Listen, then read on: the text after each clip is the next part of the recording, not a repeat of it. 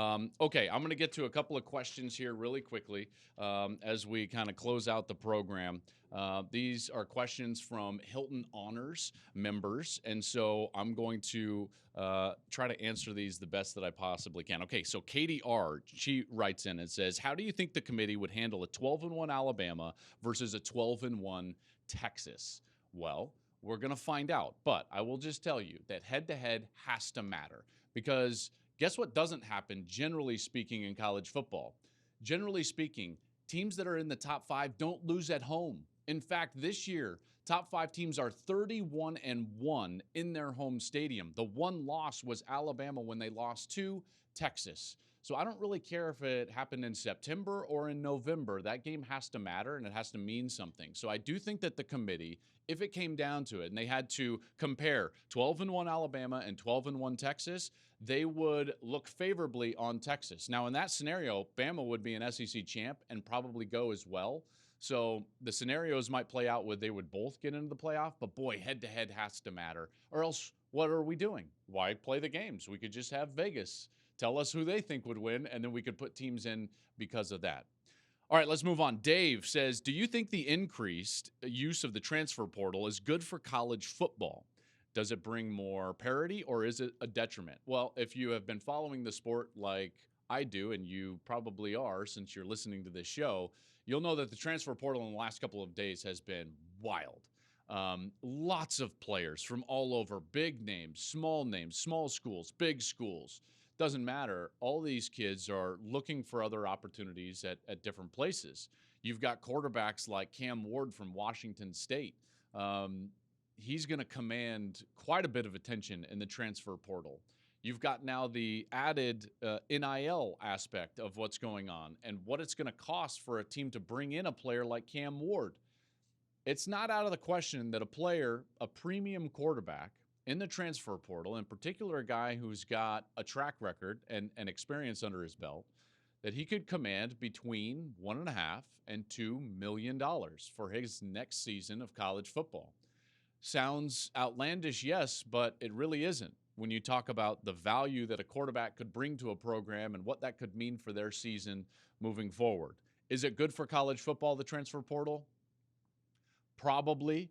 Do there need to be guardrails? Yes, absolutely. I want to go to the next question because it ties in. Jen writes in, as NIL, name, image, and likeness, becomes more a part of the game in recruiting, do you see any changes in how the process is managed or governed in the future?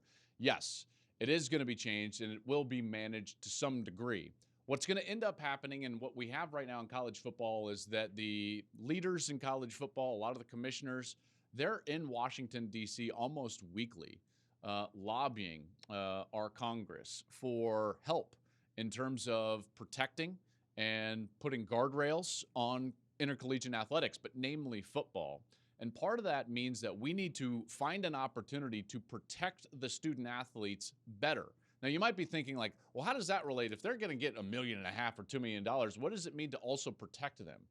Well, if we can collectively bargain with the players, then what we can do is we can protect them from shady agents. Because what's happening right now is that this is so vast in terms of the volume of players in college athletics, the volume of NIL deals, is that players are entering into contracts and entering into NIL deals that are not good for them long term. They're giving away their future earnings in perpetuity in some cases to agents that are not vetted out because there is not an association in which we collectively bargain with. So will there be guardrails in the future? Yes. Will it look a lot different? Yes. Is it going to be better? Yes, I do believe that it will be better. Last one. Let's go to Christine. Christine chimes in and she says, will the expanded playoff format change how top teams approach the regular season? How will they schedule non-conference opponents? And should conferences still have championship games? These are great questions, Christine. So first of all, the expanded playoff format, we will have to wait and see how it changes people's approach to the regular season. I think this year is a big watermark in terms of how the non-conference is going to be weighted by schedule makers moving forward. And it's because of that first answer I gave you, the Texas-Alabama issue. even if it's Texas against Oregon in a debate or Texas against Florida State in a debate, if we don't honor the teams that go out and actively schedule harder football games in the non-conference, then they're going to stop scheduling harder football games in the non-conference. If Texas doesn't get the benefit of the doubt or the ace up their sleeve or the trump card, if you will, for scheduling and beating Alabama, then what's the motivation for scheduling those games in the future? And if we want to see those games as college football fans, then we better hope that the playoff committee, whether it's this year or in future years, will reward the teams that not only schedule those games, but go on and win those games. I believe that we need to actually take over non-conference scheduling from athletic directors so that we can make sure we have all of these games. It would be pretty simple in my view. We take some of these power conferences, we pit some of the better teams against one another on an annual rolling basis. So just for a quick example, let's just say next year the SEC and the Big Ten are scheduling partners. Well, then you would take the SEC champion and the Big Ten champion, and you would play them in September. And you'd flip a coin and you say, well, all right, Michigan, you're going to Georgia. Let's just say Georgia and Michigan win their conference championship games. And you would have those type of matchups, and you'd make them like the NFL does, where you would be basing it based on where they finished the previous season. And then the last question you just had was, should the conferences still have championship games? That is going to be a fabulous question. We're going to try to incentivize conference champions with buys in the future, maybe even home games in 2026 in the second round. But there is talk among conferences that why would we want to play our top two teams in a conference championship game when we could play our third and fourth best teams and try to play one of them in to the college football playoff versus knocking somebody out of the college football playoff. So that remains to be seen. I think a lot of changes are coming to college football in the future.